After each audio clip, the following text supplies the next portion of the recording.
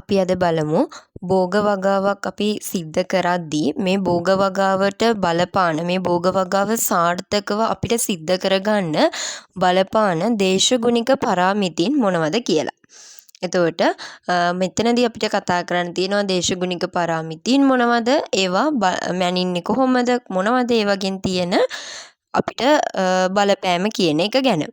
එතකොට මම අද ඉස්සරොම් මේකෙදී පළවෙනි කොටස විදිහට කතා කරන්න බලාපොරොත්තු වෙන ඔයාලත් එක්ක මොනවද අපිට තියෙන දේශගුණික සාධක කියන එක ගැන. අපි ඉස්සරොම් බලමු කාලගුණයක්. කාලගුණයක් කියලා කියන්නේ මොකක්ද කියලා. එතකොට කාලගුණයක් කියලා කියන්නේ යම්කිසි ප්‍රදේශයක් ගත්තොත් එහෙම ඒ ප්‍රදේශයේ වායුගෝලයේ සිදුවන කෙටි කාලයක් ඇතුළත සිද්ධ වෙන වෙනස් වීම් වලට තමයි අපි කියන්නේ කාලගුණයක් කියලා. දැන් උදාහරණයක් විදිහට ගත්තොත් එහෙම පැය 24ක් වගේ කාලයක් ඇතුළත ඒ ප්‍රදේශයේ තියෙන වර්ෂාපතනය, ඊට පස්සේ උෂ්ණත්වය, වායුගෝලයේ සිද්ධ වෙන පීඩනය, සුළඟේ වේගය, සුළඟ හමාගෙන යන දිශාව, ඊට පස්සේ මේ වාතයේ අඩංගු වෙලා තියෙන ජල වාෂ්ප ප්‍රමාණය, මෙන්න මේ වගේ දේවල් තමයි අපි කියන්නේ කාලගුණයක් කියලා. මේක වෙනස් වෙන්න දෙයක්. ඒක ඒ කාල වේලාවෙන් වෙලාවට ඒක වෙනස් වෙන්න පුළුවන්. ඒතකොට කෙටි කාලයක් තුල තමයි අපි එතනදී බලන්නේ. එතකොට දේශගුණයක්. දේශගුණයක් කියලා කියන්නේ යම්කිසි ප්‍රදේශයක කාලගුණික තත්ත්වයන් ගැන අපි දීර්ඝ කාලයක් තිස්සේම අධ්‍යයනය කරලා ඒ ප්‍රදේශයට ලබා දෙනවා සාමාන්‍ය තත්ත්වයක්.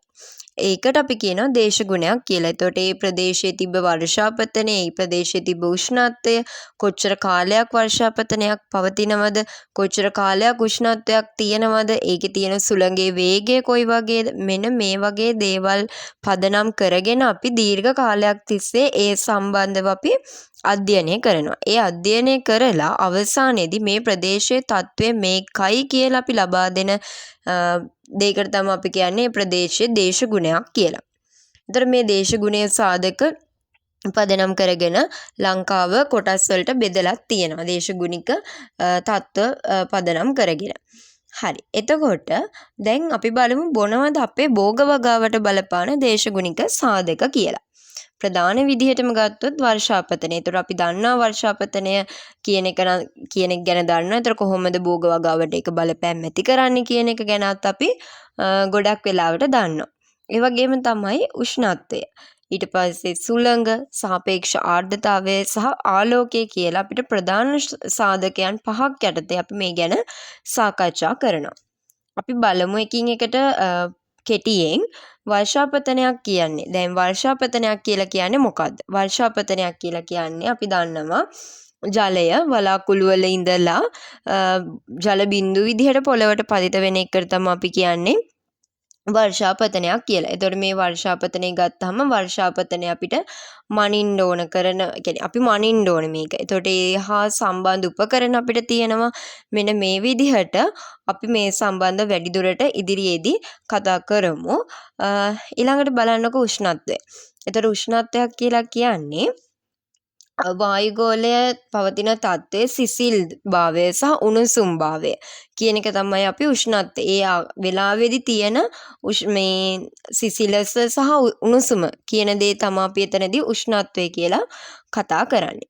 සාපේක්ෂ ආර්ද්‍රතාවය. සාපේක්ෂ ආර්ද්‍රතාවයක් කියලා කියන්නේ වායුගෝලයේ තියෙන ජල වාෂ්ප ප්‍රමාණය. එතකොට මේක භෝග වගාවට බලපාන ප්‍රධාන විදිහට බලපාන සාධකයක් මේ සාපේක්ෂ ආර්ද්‍රතාවය කියලා කියන්නේ. අපි ඔය ගත්තොත් එහෙම තවන් පැල වගා කරද්දී එහෙම මේ සාපේක්ෂ ආර්ද්‍රතාවය කියන එක ඉතාම වැදගත් සාධකයක් වෙනවා. ඊට පස්සේ ආලෝකය. දැන් අපි දන්නවා අපිට ආලෝකය ලැබෙන ප්‍රධානම විදිහ තමයි සූර්යයා. ඒතර සූර්යාගේ ඉඳලා කියන්නේ සූර්යයා තමයි අපිට ප්‍රධාන විදිහටම ආලෝකය ලබා දෙන්නේ. එතකොට මේ සූර්යාගේ ඉඳලා හම්බ වෙන කිරණ විදිහට තමයි අපි ආලෝකයේ විදිහට දකින්නේ. එතකොට මෙතනදී අපිට විවිධ තරංගායාමයන් වලින් යුක්ත ආලෝකයක් අපිට ලැබෙනවා. එතකොට ඒ විවිධ තරංගායාමයන් වලින් ලැබෙන ආලෝකය විවිධ ආකාරවලට අපි භෝගවලට බලපෑම් ඇති කරනවා.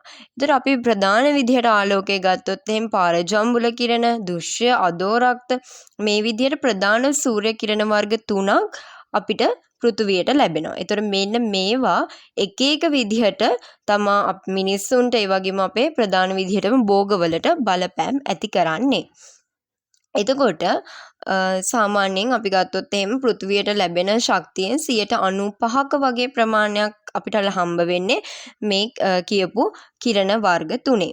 එතකොට ඒකෙන් අපි දන්නවා දුෂ්‍යාලෝකය. දුෂ්‍යාලෝකය කියලා කියන්නේ අපිට පේන ආලෝකය. එතකොට මේකෙදි 50%ක් අපිට ලැබෙන්නේ දුෂ්‍ය ආලෝකය.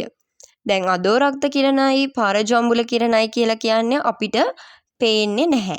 ඒක පේන්නේ නැති එක. පාරජම්බුල කිරණ කියලා කියන්නේ අපිට සහ සතුන්ගේ ශාකවලට අහිතකර කිරණක් විදිහට තමයි අපි ගන්නෙ. එතකොට අපි දැන් දුෂ්‍යාලෝකය කියන එක ගත්තොත් එහෙම ඒකෙදි අපි දන්නවා දුෂ්‍යාලෝකය අපිට වර්ණ 7කින් පේනවා. එතකොට විවිධ තරංගායාම වලින් යුක්ත ඒවා තමයි අපිට මෙතනදී පේන්නේ. එතනදී අපි කතා කරලා තියෙනවා දම්, ඉන්ඩිගෝ, නිල්, කොළ, කහ, තැඹිලි, රතු මේ විදිහට අපිට මේක දක්වන්න පුළුවන්. එතකොට මෙන්න මේ දුෂ්‍ය ආලෝකය කියන එක අපේ භෝග වගාවට ආකාර 3කට බලපානවා. ආලෝකයේ තීව්‍රතාවය, ආලෝකයේ ගුණාත්මක භාවය, ඊට පස්සේ ආලෝකයේ කාල සීමාව විදිහට. ඒ ගැන අපි ඉස්සරහට කතා කරමු. ඊළඟට සුළඟ. සුළඟ කියලා කියන්නේ අපිට දැනෙනවනේ. සුළඟ නම් අපේ ඇඟේ ඇවිල්ලා වදිනවා, ගස් වැල් හෙලවෙනවා. අපිට සුළඟ කියන එක දැනෙන දෙයක්.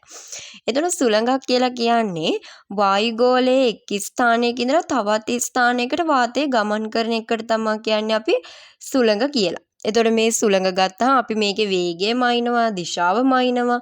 අපිට මේ දෙකම බලන්න පුළුවන්. එතකොට ඒ හින්දා අපි සුළඟ මොකක් විදිහටද ගන්නෙ? අපිට සුළඟ ගන්න පුළුවන් දෛශික රාශියක් විදිහට. එතකොට අපිට තියෙනවා සුළඟ ගැන මනින්න තියෙනවා. සුළඟේ වේගය මයින්නවා, සුළඟේ දිශාව මයින්නවා.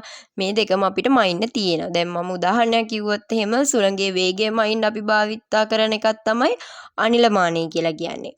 සුළඟේ දිශාවට අපි භාවිතා කරන සුළං දිශා දර්ශකය. එතකොට ඊළඟට අපිට කතා කරන එකක් තමයි අපි ආර්ද්‍රතාවය කියලා කියන්නේ. එතකොට ආර්ද්‍රතාවයක් කියලා කියන්නේ වායු ගෝලයේ තියෙන ජල වාෂ්ප ප්‍රමාණය. කොච්චර ජල වාෂ්ප ප්‍රමාණයක් අපේ වායු ගෝලයේ අපි අවට තියෙනවද කියන එක තමයි අපි බලන්නේ මෙන්න මේ ආර්ද්‍රතාවය කියන එකේ.